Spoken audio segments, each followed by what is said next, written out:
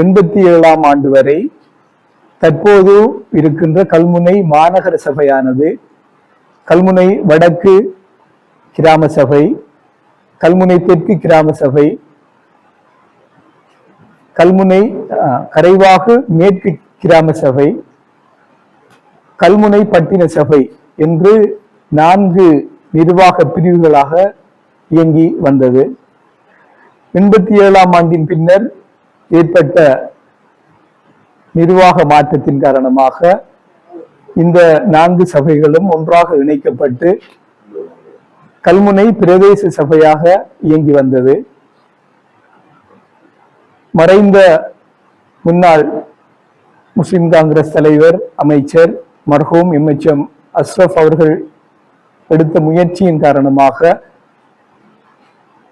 கல்முனை பிரதேச சபையானது 2001ஆம் ஆண்டு கல்முனை மாநகர சபையாக தரம் உயர்த்தப்பட்டு தற்போது கல்முனை மாநகர சபையாக இயங்கி வருகின்றது.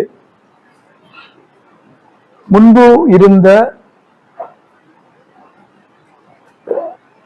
நிர்வாக திட்டத்திற்கு அமைவாக மருதமுனையானது அயற் தமிழ் கிராமங்களுடன் இணைந்ததாக கரைவாகு வடக்கு கிராம சபை எனும் பெயரில் இயங்கி வந்தது. மீண்டும் அதுபோல் மருதமுனை பிரதேசத்துக்கு தனியான பிரதேச அல்லது நகர சபை ஒன்று வேண்டும் என்ற கோரிக்கை நீண்ட காலமாக மருதமுனை மக்களால் விடுக்கப்பட்டு வருகின்றது. அதற்கமையாக அண்மையில் கூடிய மருதமுனை அனைத்து பள்ளிவாசல்கள் அமையமானது. இந்த கோரிக்கையினை மீண்டும் வலியுறுத்தி அதில் வெற்றி பெற வேண்டும் என்று தீர்மானித்ததற்கு அமைவாக எங்களால் கௌரவ மாகாண சபைகள் உள்ளாட்சி அமைச்சர் அவர்களுக்கும் கௌரவ மாகாண சபைகள் உள்ளாட்சி அமைச்சின் செயலாளர் அவர்களுக்கும் மற்றும் எல்லை நிர்ணய ஆணைக்குழுவிற்கும் மருதமுனை பிரதேசத்துக்கு தனியான நகர சபை வேண்டும் என்ற கோரிக்கை விடுக்கப்பட்டு அதற்குரிய கடிதங்கள் அனுப்பப்பட்டுள்ளன.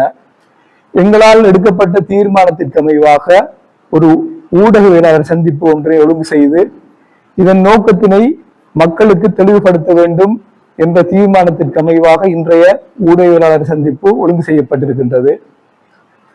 எங்களுடைய நடவடிக்கையின் முதற்கட்டமாக முன்னாள் மாகாண சபைகள் உள்ளாட்சி அமைச்சர் கௌரவ ALM அதாவுல்லா அவர்களினை நாங்கள்